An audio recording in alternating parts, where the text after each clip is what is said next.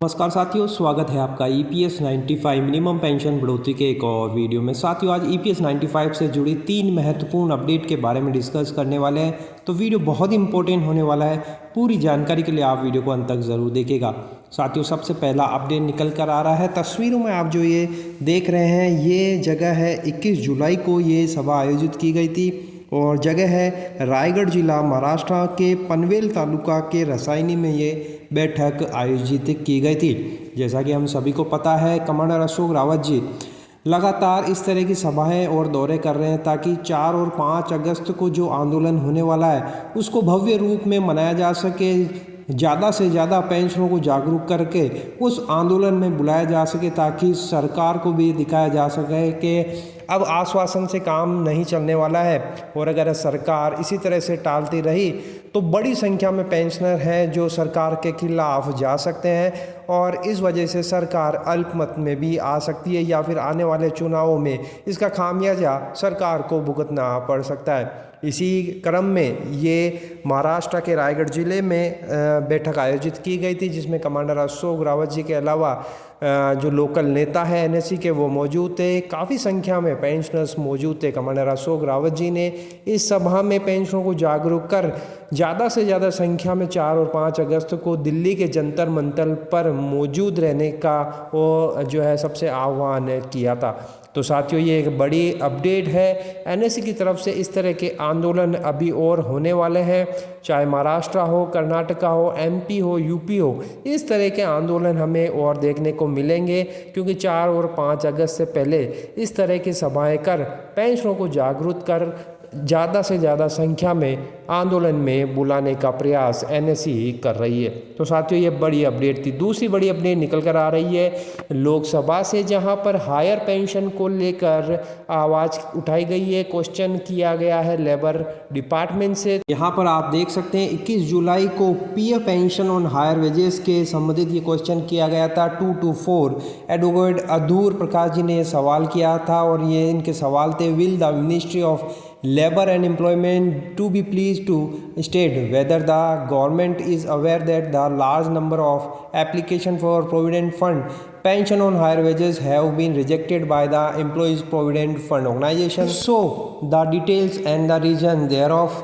the details of the number of such applications received and pension granted, rejected and pending as on date, state utilize whether the government has any plan to take immediate measures to process the pending applications without any delay, and if so the details thereof, and if not the reason thereof। इसके बाद में labour ministry के द्वारा answer दिए गए जो इस तरह से है।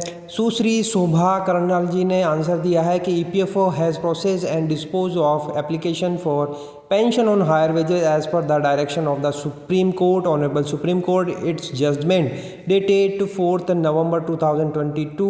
As on 16th July 2025, more than 98.5% application have been disposed of by the EPFO. The detailed status on the application for grant of pension on higher wages is at annexure. तो यहाँ पर ये एनेक्शियर देखिए, इसमें स्टेट वाइज यहाँ पर दिखाया हुआ है आंध्र प्रदेश, बेंगलुरु के हिसाब से कितने एप्लीकेशन रिसीव्ड हुए, कितने डिमांड लेटर जारी हुए, कितने रिजेक्शन हुए और कितने पेंडिंग है। तो यानी कि यहाँ पर स्टेट वाइज डिटेल EPFO के द्वारा दी गई है, जो लेबर मिनिस्ट्री के द्वारा यहाँ पर प्रस्तुत की गई है। यानी कि 98.5% इन्होंने डिस्पोज कर दिया, यानी कि उनको रिजेक्ट कर दिया। यहाँ पर आप देख सकते हैं टोटल पर भी 15,24,000 यानी 15,24,150 एप्लीकेशन प्राप्त हुई, जिसमें से 4,573 को इन्होंने जो है डिमांड लेटर इशूड किए हैं, 11 लाख को रिजेक्ट कर दिया गया है और अभी 21,995 पेंडिंग चल रहे हैं। तो साथियों, आप देख सकते हैं कि EPFO के ये आंकड़े हैं, जहाँ पर वह कह रहे हैं काफ़ी एप्लीकेशन हमने प्रोसेस कर दिए, डिमांड लेटर जारी कर दिए, लेकिन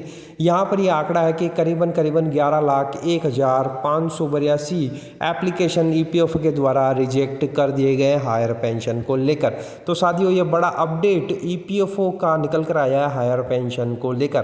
तीसरी बड़ी अपडेट निकल कर आ रही है NSA के मुख्यालय बुल्डाना से, जहां पर कर्मी अनशन जारी है कल 21 जुलाई सोमवार को एनएससी मुख्यालय बुल्डाना में माननीय जिला अधिकारी कार्यालय के सामने ईपीएस 95 पेंशन धारकों की श्रृंखला अनशन के 2401 दिन पूरे हो चुके थे। कल राष्ट्रीय संघर्ष समिति के नेता श्री NB बनकर जी व श्री DW निकम जी ने अनशन में भाग लिया और अनशन के कार्यक्रम को आगे बढ़ाया।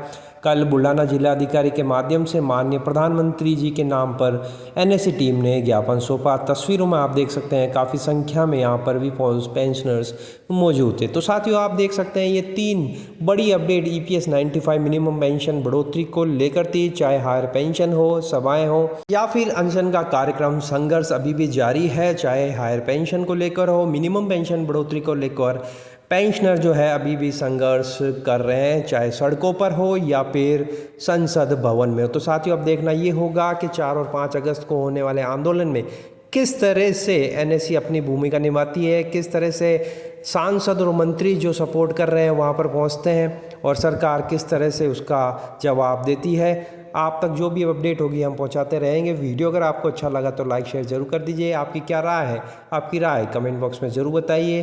तो फिर मिलते हैं, तब तक के लिए अपना ख्याल रखिए। जय हिंद, जय भारत।